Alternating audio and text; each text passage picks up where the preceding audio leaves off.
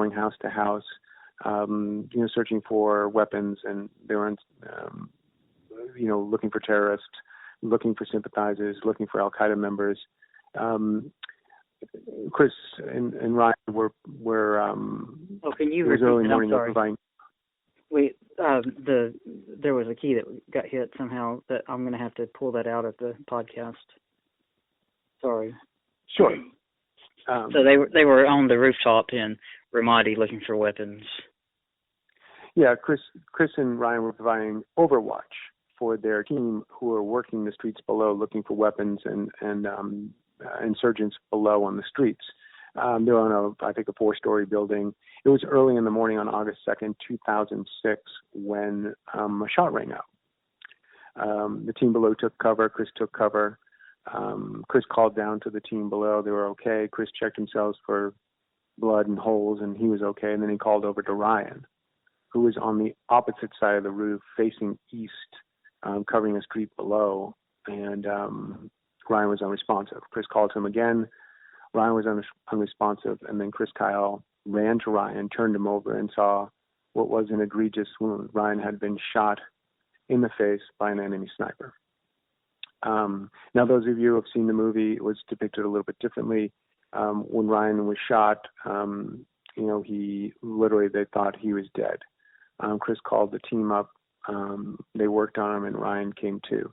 The movie version of American Sniper has Ryan Jobe dying shortly after being shot in the face, but that's not true. He lived here in Phoenix, Arizona afterwards, right down the road from me, not about 15 minutes away. And he lived for 3 years after he was wounded. So Ryan Jobe, literally, after he was wounded, the team worked on him. And, I know his whole team, and, or at least the guys who were on the roof that day. And not one of them thought that Ryan was going to make it, including his medic, who, rode with him afterwards to the medical outpost called Charlie Medical. Anyway, they worked on him, tried to revive him. His commander was holding his hand, calling him back. And you may have read about this story in the book Extreme Ownership. His commander is actually the author of that book, calling Ryan Jobe back to. Extreme Ownership is a New York Times, I think, #1 bestseller. But anyway, calling Ryan Jobe back to this world, and hey brother, we're going to get you out of here. Hang in there. And to their surprise, Ryan Jobe regained consciousness and sat up, coughed blood out, and said he was okay.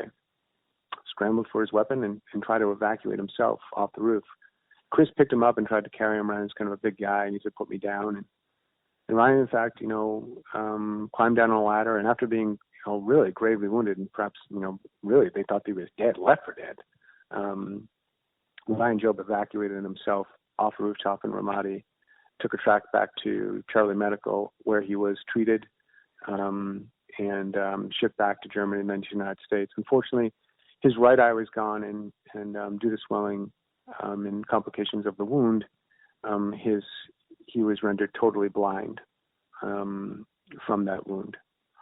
I met Ryan in 2008, several years, early 2008, after he was wounded. He had since married, was in Arizona, and was going to school full time. And the first time I met Ryan, he said, I met him through a mutual friend who had come to visit me in Arizona. And first day I met Ryan, he said, "Hey, I've got an opportunity to climb Mount Rainier. Would you like to train with me?" And Ryan Jobe was totally blind. Yeah. And I just said, "Wow, okay, yeah, it sounds like fun. Sure, why not?" So that's how Jobe and I became friends. We trained together on a regular basis, to climb Mount Rainier. We really got into it, and it was really fun to just be with him to see how he sorted things out, being totally blind. And so I pick him up in the morning, 4:30 in the morning. It's really hot in Phoenix. It was actually, he climbed Rainier in July of 2008. That's when he left. So we trained all through, June in Phoenix, Arizona, or in Arizona, is extremely hot. In fact, it's the hottest month. I mean, this past week it's been 120 degrees in Phoenix. Ryan and I'd pick him up in the early morning hours, but it would be over 100 degrees, us training together.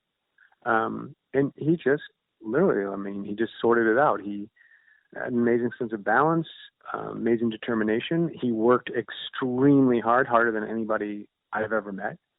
And I just came to really appreciate, what he had gone through and what he had done. So he left here in early July, and went to Mount Rainier and literally totally blind summited Mount Rainier. Just an amazing accomplishment. I mean, for those listeners who don't know, Mount Rainier is a 14,411 foot mountain. It's tall. 50% of the able-bodied people that attempt to summit Mount Rainier don't make it, and 3 people on average die every year trying. And Ryan Job basically made it look easy. I mean, he used his poles and people's voice to climb the mountain pretty much, really only a rope on the higher part of the mountain, but everybody uses a rope, rope teams on the higher part of the mountain. He climbed the lower parts with no rope, which, the distance on the lower part and the technical sort of aspect of it is as challenging in some areas on the lower parts as in the upper parts. Wow. But yeah, just an amazing story about his determination and faith, and how, I think it was his faith that frankly propelled him to do these things. I mean, he graduated from college with a 4.0. Shortly after that, he came home from Mount Rainier. He called me up. He wanted to ride to the airport, and I said, sure. So he got in the car and asked me where he was going. And he said in Idaho, and I said, which is in Idaho, because Ryan would give a lot of talks at various places, and he was always active in empowering other people. He was really positive about sort of his situation. And so I thought, I know exactly where he's going, but he said elk hunting. And I just thought that was a little funny because he had told me he was going before. I didn't really remember it was that time. And so I said, well, you got to see him to hunt him. And he said, yeah, oh yeah, I got that worked out. And then I mentioned to him that I don't think he should let the other hunters know that he was blind. And so he said, yeah, well, I got that worked out too. So anyway, he asked me how I like my elk, burgers or chops, and I told him he could surprise me. And a couple of days later, he texted me a photo of a 980-pound elk. Wow. That he melted with one shot. Wow. So I never underestimated, Ryan Job. I mean, what he put his mind to through his really just ruthless hard work and determination.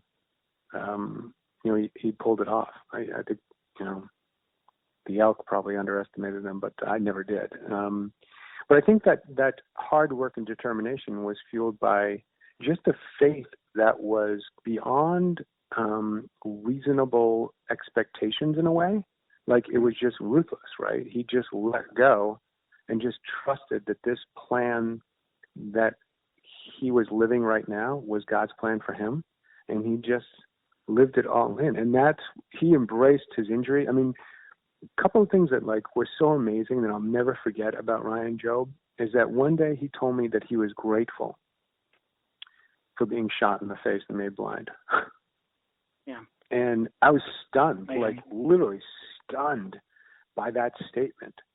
And he said that, he told me that all the things that happened to him after being blind were so amazing. All the people that came into his life, all the friends, he didn't have to decide or really sort of parse out who was there because he was a Navy SEAL or, you know what I mean? He knew that only his true friends were there. And he knew that maybe there were other people, on this SEAL team that couldn't take it being shot, and he knew that he could. And so he just said that he was grateful for being wounded. Never regretted anything, but just an amazing, attitude about. And I think that he never really quoted scripture or, thumped the Bible and tried to be to church. It was just, he lived it all in. You know what I mean? He lived his faith. And it was curious. I mean, the only time we ever sort of broached that subject was because of his namesake, Job. Yeah. And, the only other Job that I knew was the Job from the Bible. Right. And we just thought it was interesting and somewhat funny that at the time, you know what I mean, that his, like Job had suffered, Ryan was suffering. And, you know, one of the things that we thought was funny, I said, Ryan, you know, God allowed everything to be taken from Job but one thing. He said, what? I said, his nagging wife. And Ryan just started laughing. And he said, you know, I am glad that God has our sense of humor. Because we both thought it was hilarious, you know, that God would sort of torture Job, would allow Job to be tortured, all these things. And then the one thing he leaves, like doesn't take, his nagging wife, was the one thing he just sort of put front and center, you know. But that was the only time that Ryan and I ever really talked about subjects, you know, about the Bible or, you know what I mean, or spiritual things in that way. He was just, he just preferred to live it and not talk about it, not make a big deal of it, not lecture people, just come alongside you and just live it, which was so awesome to see. That's awesome. One of my favorite parts of your book talked about where Ryan is going up Rainier, or going up the training area. He's going uphill, and you say that these people that you're going by, they know nothing about your struggle, or the guys who never made it back. All they know is that some blind dude just humped past them on the steep hill. Yeah, I mean, it's just, I'll never forget that, you know. Like, so we're training one day, and it's really hot, you know, and we go out early in the morning.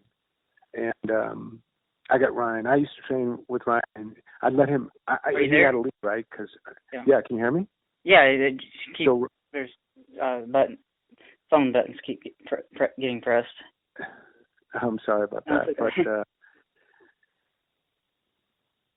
so Ryan and I used to train together, and I used to put my hand on his shoulder, and he would lead, and I would just tell him, you know, rock on your left, high knees, you know, I'd instruct him like that, and I could pull and push from his shoulder so he could feel me moving him around. And so we stomp up this hill like twice. I mean, it's over a mile uphill, pretty steep. I'd say 18% grade uphill pretty much the whole way. And you know, we stomped up twice. And the sun is not out yet because it's early morning.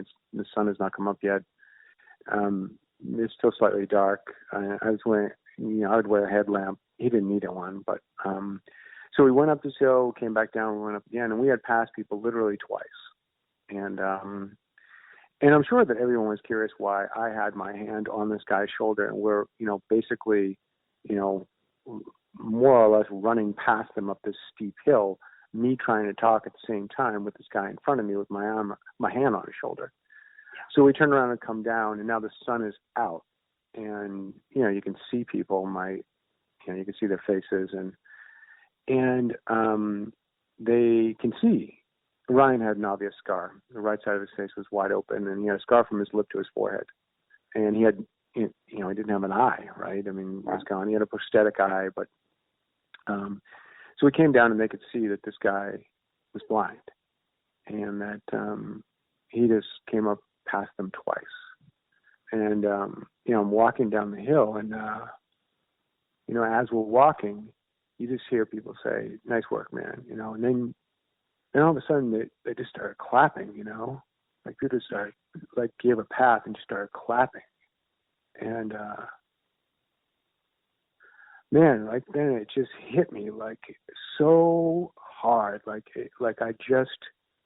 I can remember, like, it was just that moment, and like it was yesterday, is that I think one of my greatest prayer in life has been, you know, God, just show me a sign that, like, this is what I should be doing, that I'm on the right path, you know, like, what should I be doing? And, you know, if you're real, like, you know, show me a sign that, you know, only I can figure out, you know.